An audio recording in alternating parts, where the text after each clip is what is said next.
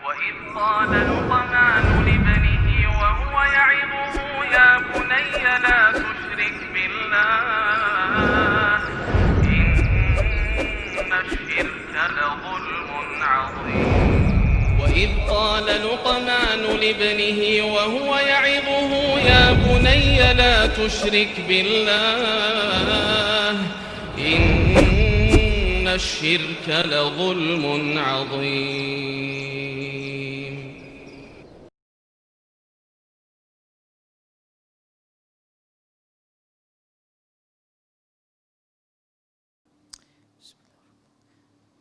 Assalamualaikum warahmatullahi wabarakatuh.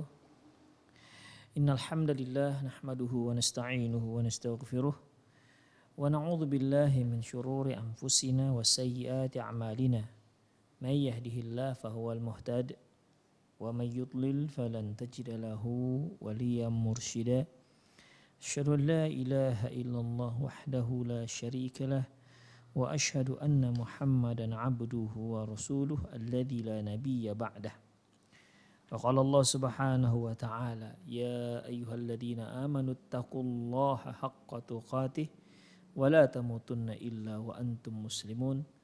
Ya ayyuhalladzina amanu taqullaha wa qulu qawlan sadida yuslih lakum a'malakum wa yaghfir lakum dhunubakum wa may yuti'illaha wa rasulahu faqad faza fawzan 'azima. Ya ayyuhan nasu taqu rabbakumul ladzi khalaqakum min nafsin wahidah wa khalaqa minha zawjaha wa batha minhuma rijalan katsiran wa nisaa'a wattaqullaha alladzi tasaaluna bihi wal arham innallaha kana 'alaikum raqiba. Amma ba'du, nastaqal hadithi kitabullah wa khairal hadi hadi Muhammad sallallahu alaihi wasallam wa syarrul umur muhdatsatuha wa kullu muhdatsatin bid'ah wa kullu bid'atin dhalalah wa kullu dhalalatin finnar.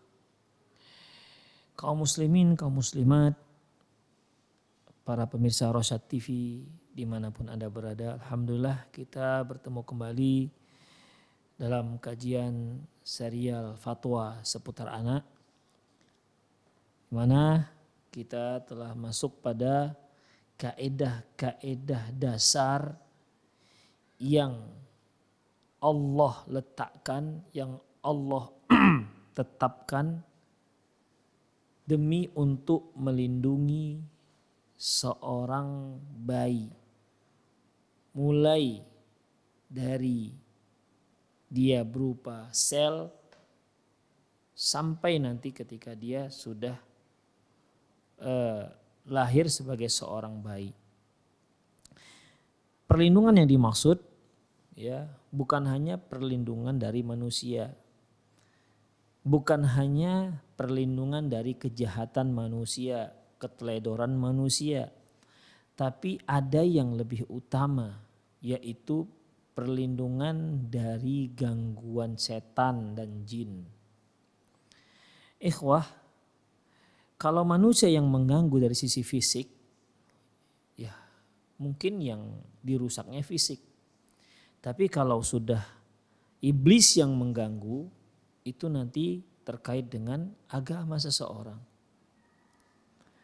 Oleh karena itu, perlindungan yang ditetapkan oleh syariat untuk si janin, untuk si anak, yaitu yang pertama dan yang utama yaitu perlindungan dari gangguan iblis ataupun setan.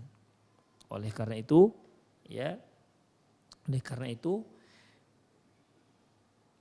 Rasulullah Shallallahu Alaihi Wasallam mengajarkan terhadap sepasang suami istri doa-doa di saat mereka melakukan hubungan suami istri. Karena itulah awal dari peletakan bibit. Ibaratnya apabila sang suami sebagai seorang petani, itulah awal dia bercocok tanam dengan meletakkan bibitnya. Dan istrinya adalah ladang. Perumpamaan ladang. Suami perumpamaannya yaitu seorang petani. Makanya Allah Subhanahu wa taala firman, nisaukum harthul lakum. Istri kalian itu adalah ladang kalian. istri kalian adalah ladang kalian.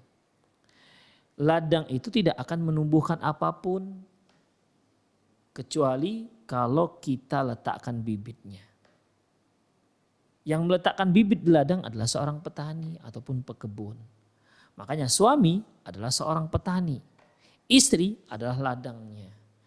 Oleh karena itu, apabila bibitnya bibit unggul, ladangnya ladang yang subur, ya, maka ketika diletakkan ini bibit harus ada perlindungan dari berbagai macam hama. Dan hama yang paling berbahaya bagi manusia adalah iblis. Itulah makanya Rasulullah SAW mengajarkan kepada kita, yaitu terutama bagi sepasang suami istri, apabila mereka melakukan hubungan suami istri, maka dia disunnahkan untuk membaca doa. Bismillahi Allahumma jannibna syaitan wa jannibis syaitan ma razaqtana. Itu ikhwah, seperti yang telah kita pelajari. Dan dalam hadis yang lain Rasulullah sallallahu alaihi wasallam memberikan tambahan iyaqadir bainahuma waladun fi dzalik, apabila dari hasil hubungan tersebut Allah takdirkan ada anak, ya, Allah takdirkan mereka akan mendapatkan anak, lam yadurrahu syaitan abada, maka si anak ini tidak akan dimudorotkan oleh syaitan selamanya. Hanya saja, ya, dimudorotkan oleh syaitan ini maksudnya apa? Ya. Yang paling kuat yaitu pendapat Imam An-Nawawi rahimahullah. Demikian juga pendapat dari Qadhi Iyad. Demikian juga pendapat yang dipilih oleh Hafiz Ibnu Hajar Al-Asqalani dari Daudi, yaitu yang dimaksud tidak akan dapat dimudaratkan oleh syaitan, yaitu setan tidak akan mampu menariknya, menggodanya hingga dia jatuh kepada kekufuran. Itu dia. Jadi bukanlah maknanya tidak akan dimudaratkan oleh syaitan, dia tidak akan berbuat maksiat.